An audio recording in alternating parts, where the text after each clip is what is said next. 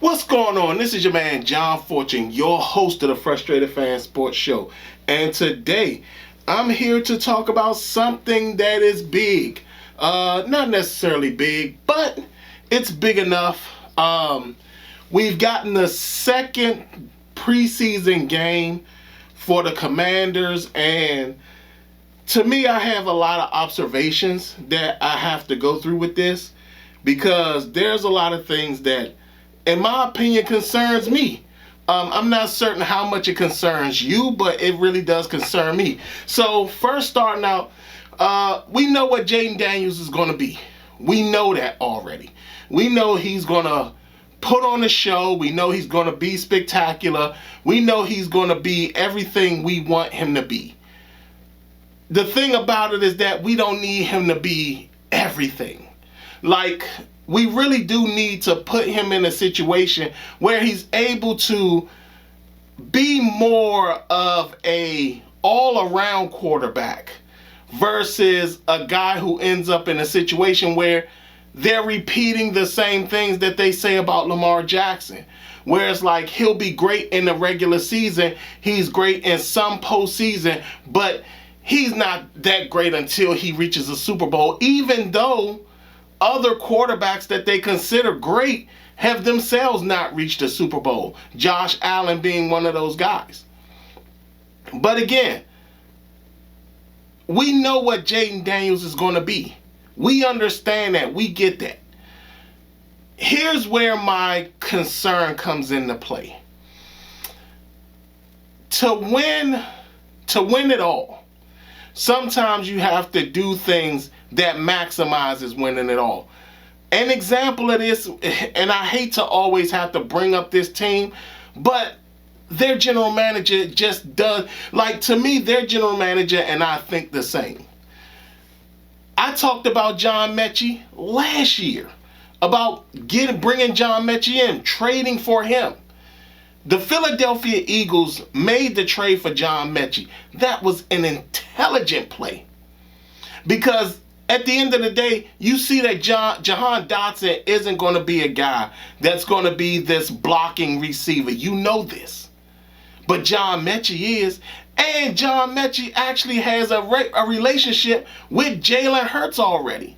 So now Jalen Hurts is basically surrounded offensively by people he know and people he's comfortable with, especially when you're talking about the receivers. A.J. Brown is a former AAU receiver that he had when he was a kid. Devonta Smith is a former college receiver he had. So is John Mechie. So now Jalen Hurts is now in a situation where we might actually see his passing go up now. So now we already had to deal with his running.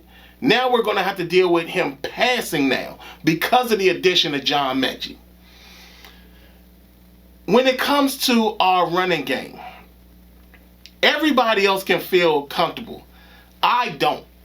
And the reason why is because why would you want to get rid of Brian Robinson? It makes no sense. Like, I understand the fact that he'll be a free agent next year. I get that. But he hasn't been complaining about a contract. He hasn't said anything about a contract. He hasn't been holding out. What's the point? What's the point of making that announcement? And not only that, what's the problem with having two really good backs on the same team? I mean, Atlanta has it in Bijan Robinson and Tyler Algier. New Orleans for a long time had it with Mark Ingram and Alvin Kamara. Like, there is nothing wrong with having two good backs on the same team. There's nothing wrong with that. Not only that, when you're trying to march to something that matters a lot, having one quality back is not good enough. We saw what happened to the Kansas City Chiefs when Isaiah Pacheco went down. They weren't the same team. And they not only were they not the same team, it made no sense for why they were so awful coming down the stretch. And we saw that even in the playoff game when Pacheco finally came back, he still wasn't himself. He still was dealing with some remnants of the injury that was going on. So yeah, you do need another quality back to make sure that just in case something happens. And then you got to think about it from this standpoint. If you trade him away, you're only going to get a 7th round pick. Is that really worth it? Is that really worth a trade? Especially when you're talking about Brian Robinson, who without him, we would have lost the Tampa Bay playoff game and the Detroit playoff game. I didn't see Chris Rodriguez in there making plays against Tampa Bay or Detroit. These are things that you have to pay close attention to when it comes to this. And it's so sad that our local media has now gotten to the point at where they're so into glizzy glazing now. And I want to say this. I'm not too mad at them. I kind of understand because of the fact that one guy in particular, he had the Ron Rivera interview when Ron was coming on to his show. He asked a hard question. Ron never came back. So now he's at a point now where he's glizzy glazing like crazy because at the end of the day, it's one of those things where he doesn't want to ruin an opportunity to get an interview that the team that will provide him. And not only that, he's not going to ask any hard questions now. He's gotten very soft as a reporter now. Very, very soft. Soft. He's glizzy glazing so much that everybody forget his stance on Kirk Cousins. Everybody forgets what his stance was on Kirk Cousins. I mean, any opportunity he gets to glaze Kirk Cousins glizzy, he does it. And Kirk Cousins ain't win nothing since leaving Washington. And here we are now in a situation where when it came down to it, we only needed tweaks. We didn't need all-out changes. We only needed a tweak here, a tweak there. We all said it right from the get-go. All right, we need an edge guy. We need an edge guy that can sit up there and find a way to stop the run or seal the edge. We knew that. That's one guy. We sat up there and said, hey, we're going to need another big-time receiver because Terry can't do it all. We understand that he's great and he's a fantastic receiver, but he can't do it all. We bring in Deebo Samuel. We need to repair the offensive line. Okay, we go out there, we draft Josh Connolly. We go out there, we go trade for Laramie Tunsil. Okay, we're on the right path. But then you sit up there and to keep up this bravado of being a tough negotiator, you're now fumbling the Terry McLaurin situation. You're not paying anybody at this point. Give him the money. I can understand not wanting to stretch it out that far, but at the same time, there are things that is great. So let me say this. This to all the fans. And I need to say this because I've heard so many fans repeat this silly narrative that is out there. First off, let me tell y'all about true analytics. I know analytics because I have to deal with it with my job on a consistent basis. But let me explain to y'all what analytics really is. It is a numbering system that's adapted for you to understand what is a projection It's not an actual prediction, if that makes any sense. It's a projection, it's not a prediction. So what it is that they project that this may happen. Put it like this. Analytics to me is pretty much like the Magic 8 Ball, right? In the Magic 8 Ball is a little orb that you can sit up there and you shake it up, and it could come up something when you answer the question. They use analytics, and the reason they apply analytics so much to people is because they know you don't understand it. They know you don't understand it. They know you don't get it. So let me explain the analytics they're applying to Terry McLaurin. First off, the analytics they're applying is not actually the truth behind the analytics. The analytics doesn't say that a wide receiver, when he turns 30, his production goes down. That's not what the analytics is. That's not what the analytics even says. What the actual analytics is that it says that if a player who's going into his 30th year, his age 30 year, and he's previously had a down season, then it's best not to pay him the money that you think it's best not to pay him the market value due to his production already falling off. Which means that when he gets to his age 30 season, his production from the previous year may be his production the following year. So basically because they know you don't understand analytics, they know you don't know analytics, they get the fact that at the end of the day, the production that Terry McLaurin had last year don't match the pieces of the analytics that they want to take out and just focus on the age. Here's another aspect. Y'all don't even understand that come next year, there's so many 30-something-year-old players that's going to be free agents in 2026. A buttload of them.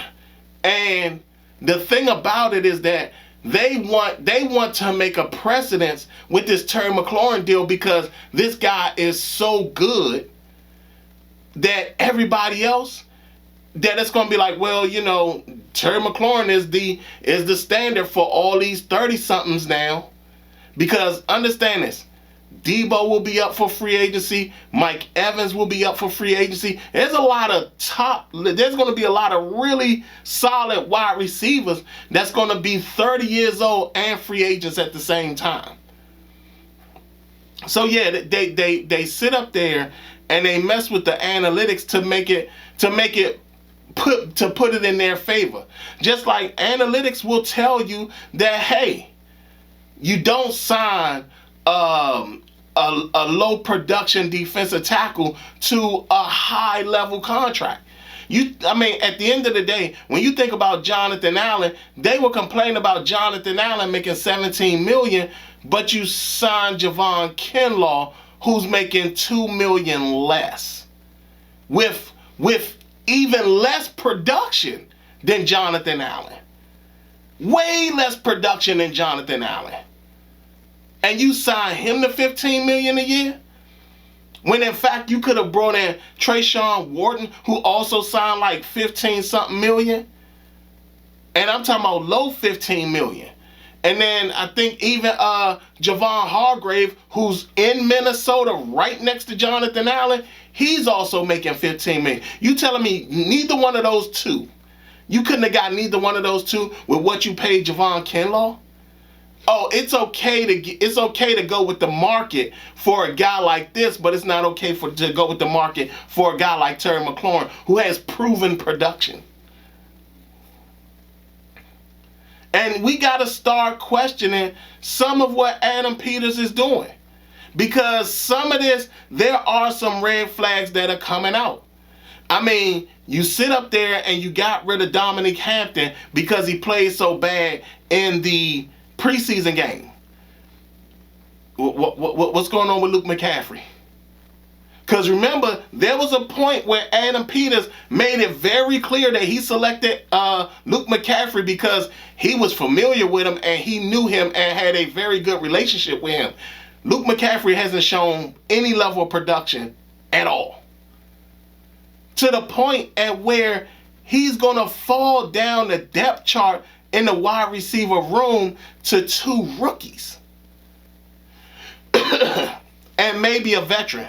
In fact, maybe 2 veterans. So why is he not going anywhere? Ben Sinnott, we haven't seen anything yet. When we drafted him, he was supposed to be a receiving tight end. That's what his calling card was when he was at Kansas State. He was a very solid tight end when it came to receiving and stuff. Somehow he's been missing. Again, I'm not sitting here saying that our season is going to be bad or anything like that. It's just like there's certain things that the tweaks we were supposed to be making and the things we were supposed to be doing to keep us on pace with a team like Philadelphia, we're falling behind. Javon Kinlaw does not fix teams running up the middle. And I also want to say this. The preseason can sometimes be the biggest head fake of them all. Because I heard people talking about, Bill did great against Cincinnati. That was the Cincinnati defense, y'all. Remember what that defense was last year. We played that defense last year. We carved that defense up last year. Understand that's practically the same defense minus Trey Hendrickson.